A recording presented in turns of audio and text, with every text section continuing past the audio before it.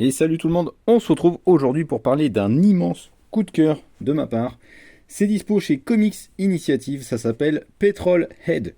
Alors petit point quand même sur le format parce que alors, il est vraiment mais gigantesque. Pour vous donner une idée, le Exo Manowar qui sort chez Bliss demain est déjà un grand format.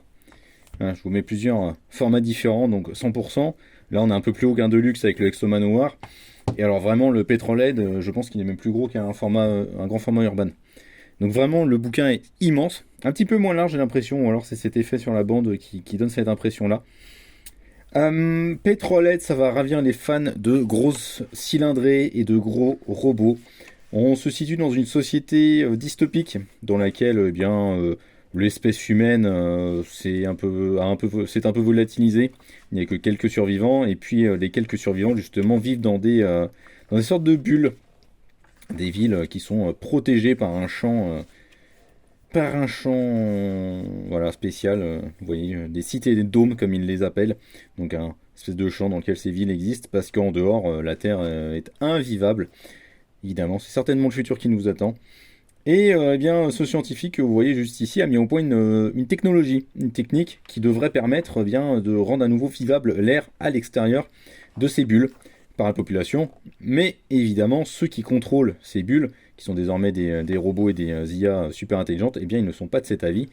Et donc, eh bien, ils vont pourchasser justement le père et sa jeune fille. Et ils vont tomber sur ce robot, qui est juste là, que vous avez pu voir au fur et à mesure que j'ai feuilleté les pages, qui s'appelle Petrol Head, d'où le nom de la série. Parce que voilà, c'est un tome 1, il faut bien que je le précise aussi, c'est pas un récit complet, c'est un tome 1. Donc Petrolhead, qui était un ancien coureur automobile, parce qu'avant, voilà, il y avait des courses qui étaient diffusées à la télévision, qui étaient en fait manipulées de A à Z hein, par les robots qui contrôlent la cité pour satisfaire le plus les envies des téléspectateurs. Donc à chaque fois, c'était pipé. C'était toujours les mêmes qui gagnaient, et Petrolhead, lui, bien, il n'était pas assez intéressant, pas assez séduisant aux yeux du marketing. Donc il n'a jamais gagné une course, mais par contre, c'est un vrai fan et un vrai fou d'automobile. Vous voyez là, cette grosse bagnole qu'il a construite. Et eh bien, bon gré mal gré, il va aider le père et la fille à échapper à leurs poursuivants, parce que bah, lui aussi il en a un peu ras-le-bol en fait de toutes ces sociétés contrôlées de A à Z, ça ne l'intéresse plus trop, il a plus envie de faire partie de ce truc.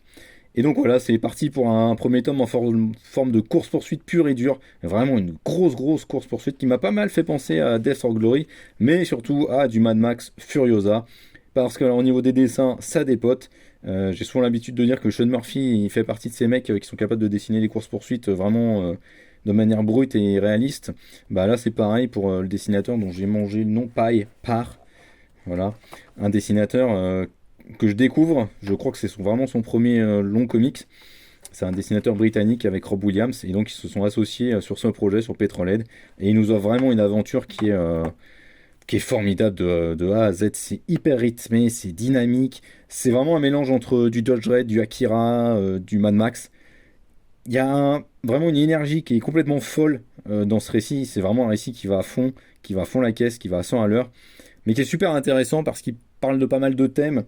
euh, et je trouve qu'il fait ça de manière vraiment admirable. Ouais, ça marche vraiment en pleine balle. J'ai pris une grosse claque. Après, forcément, je suis client de ce genre de récit, hein. Moi, j'adore les grosses bagnoles, j'adore les robots. Vous me mettez ce genre de truc, déjà, je vais partir dessus. Mais juste, c'est bien fait, en fait. Il y a une humanité qui transpire dans le récit.